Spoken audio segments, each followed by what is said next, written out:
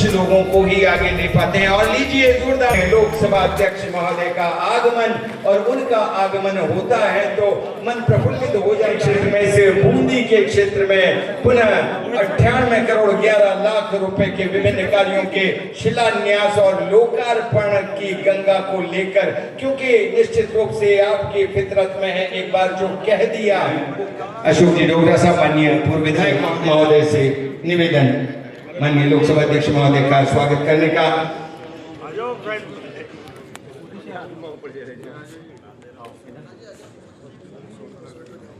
बहुत बहुत अभिनंदन। कार्यकारिणी से माननीय ऊर्जा मंत्री महोदय के स्वागत का निवेदन।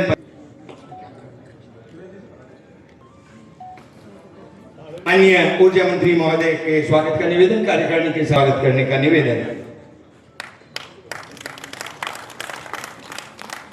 पुष्प गुच्छ भेंटकर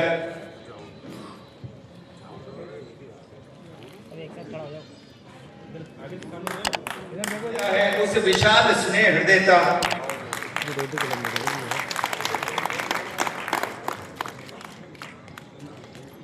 ये आभार के हमारे सम्मानित सदस्य रोटरी क्लब सम्मानीय लोकसभा अध्यक्ष महोदय का ये लोकसभा के माननीय अध्यक्ष श्री ओम कृष्ण जी बिरला साहब, राजस्थान सरकार के ऊर्जा मंत्री श्री हीरालाल जी नागर साहब, हमारी पार्टी के पूर्व विधायक श्री ओम प्रकाश जी शर्मा, श्री टोक से आए हुए श्री अजीत जी मेहता, पूर्व जिला जो ऐतिहासिक धरती है, स्वाभिमान शौर्य की धरती है, जिसके स्वाभिमान और शौर्य की कहानी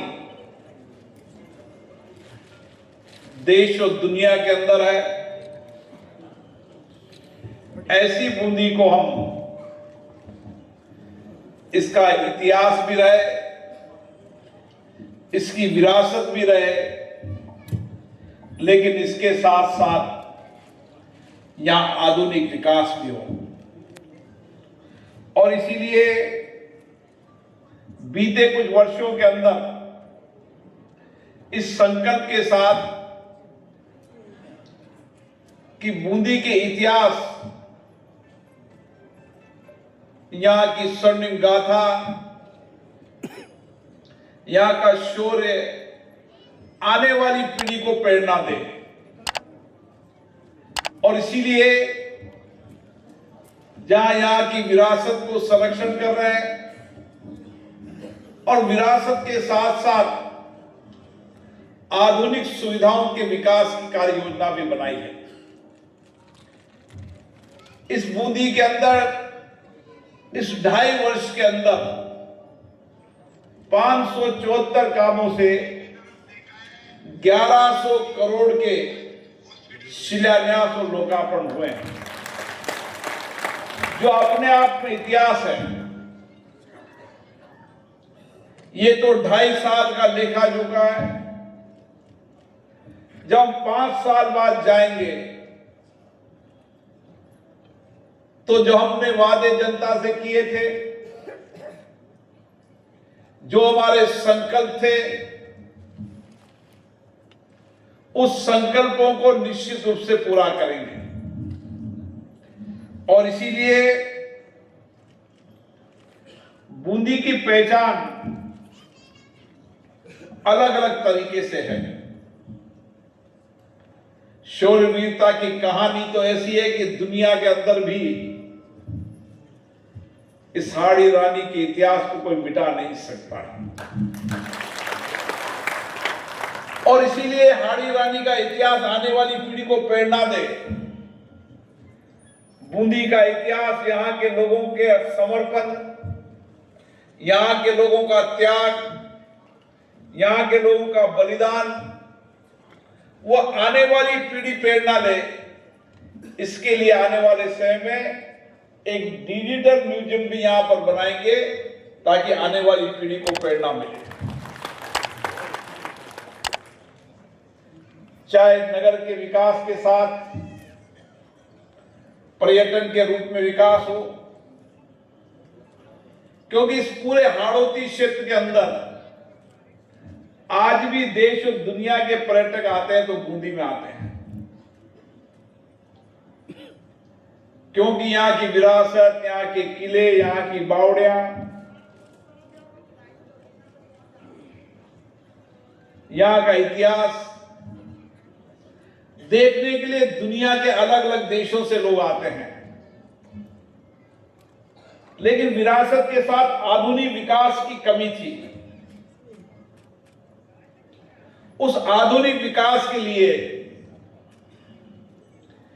बूंदी के इंफ्रास्ट्रक्चर को इस तरीके से बनाने की कार्य योजना बनाई है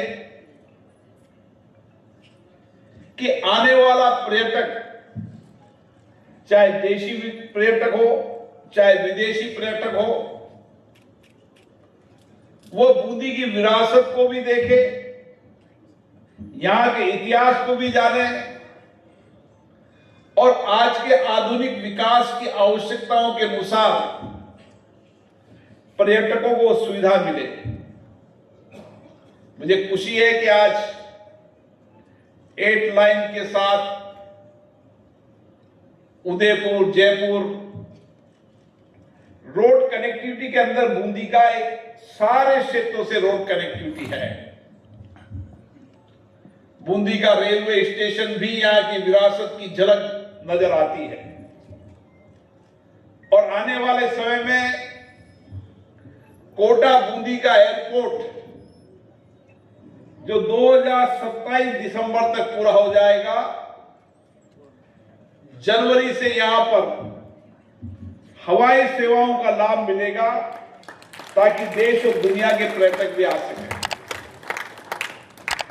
और इसके लिए हम बूंदी के विकास को एक व्यापक दृष्टिकोण से बनाना चाहते हैं। पिछली बार आपको कुछ प्रेजेंटेशन यहां पर दिए थे, वो अब धरातल पर आने लगे हैं। डोगरा साहब कह रहे थे हमने भी आजाद पार्क बचपन से देखा है। मेरे पिताजी का जन्म बूंदी में हुआ, हमारे सारे रिश्तेदार बूंदी में रहते थे, तो बूंदी से मेरा पारिवारिक लगाव भी था और बहुत ज्यादा आना जाना भी था। मैं वर्षों से बूंदी को देख रहा हूं। 2.5 साल बाद आपको बूंदी को देखोगे तो आपको लगेगा नया बूंदी था। आजाद पार्क के अंदर आजाद पार्क की हालत हमने देखी।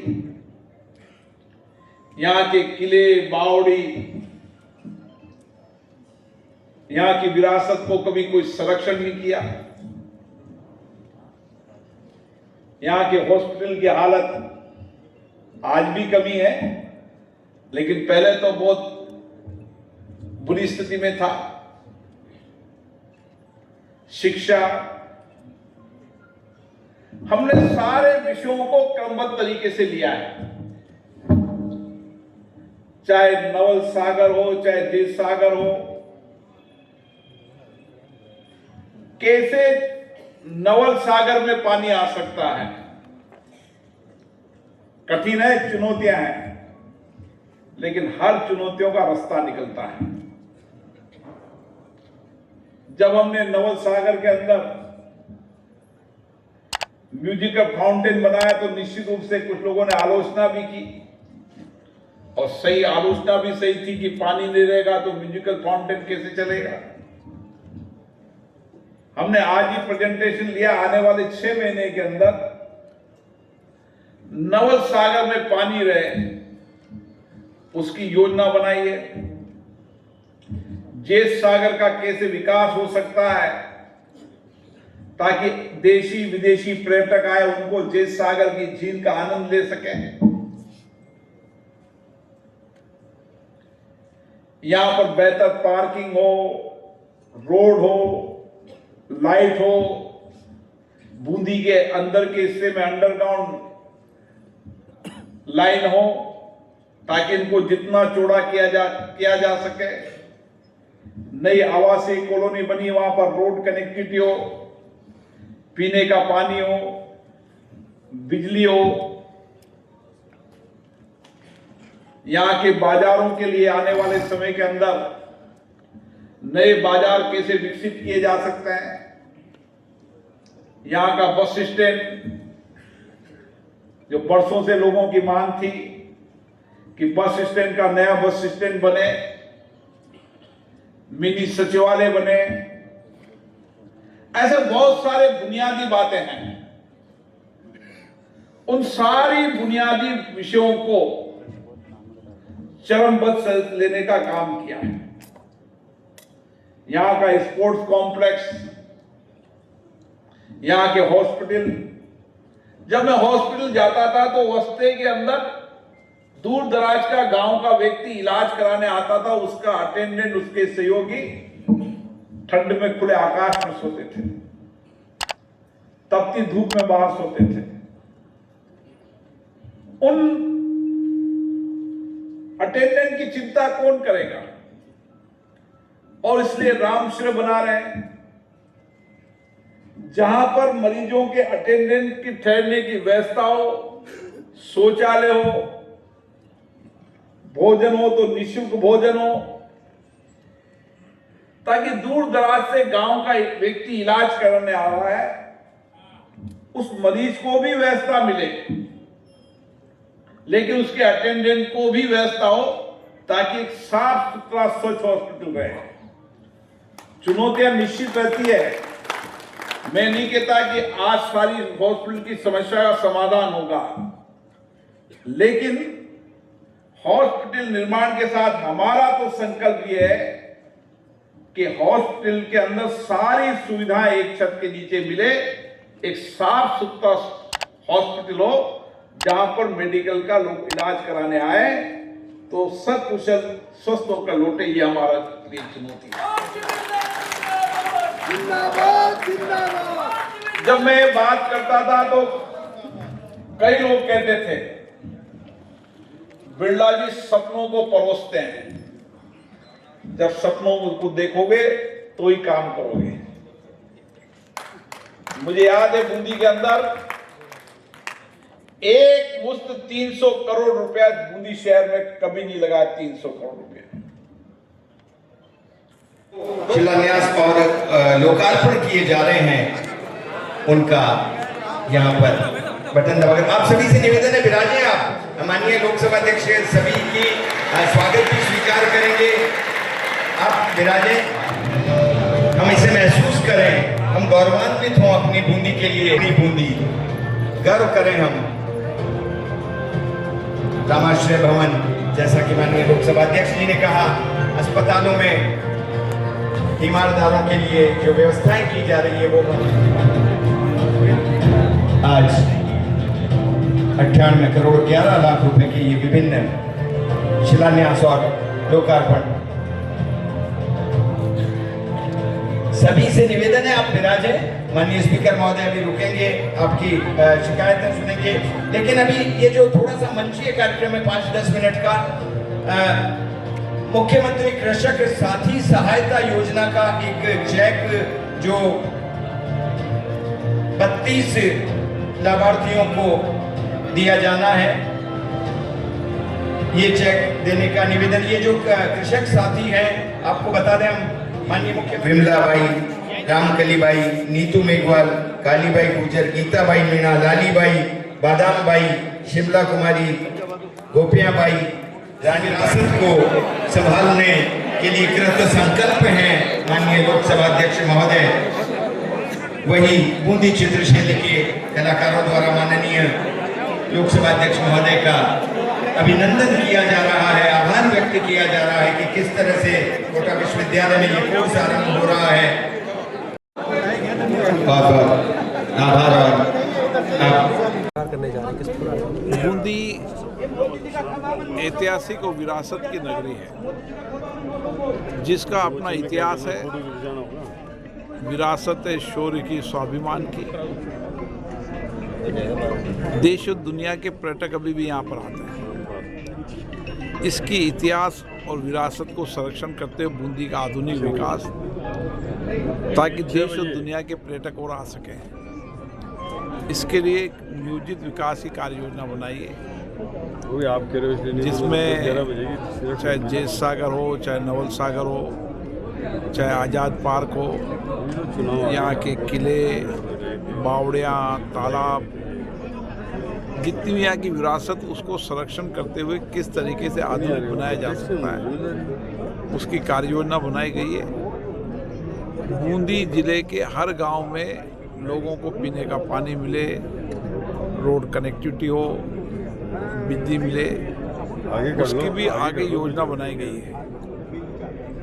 बूंदी के अंदर अभी तक 1100 करोड़ रुपए के शिलान्यास लोकार्पण हुए हैं। जो भूत नहीं उतरा अभी तुम्हारे। आने वाले समय के अंदर जो बुनियादी सुविधाएं हैं, उन सबको पूरा करने का काम होगा। किसान का इलाका है, इसलिए एग्रो बेस्ड इंडस्ट्रीज के लिए भी प्रयास कर रहे हैं। कुछ एग्रो बेस्ड इंडस्ट्रीज आई है और आगे भविष्य में जैसी गांव की आवश्यकता होगी एग्रो बेस्ड इंडस्ट्री लाएंगे, ताकि लोगों को रोजगार मिल सके। पर्यटन हो, रोजगार हो, शिक्षा हो, स्वास्थ्य हो, सब बुनियादी चीज़ों पे काम कर रहे हैं, जिसके बेहतर परिणाम भविष्य के अंदर लोगों को आएंगे।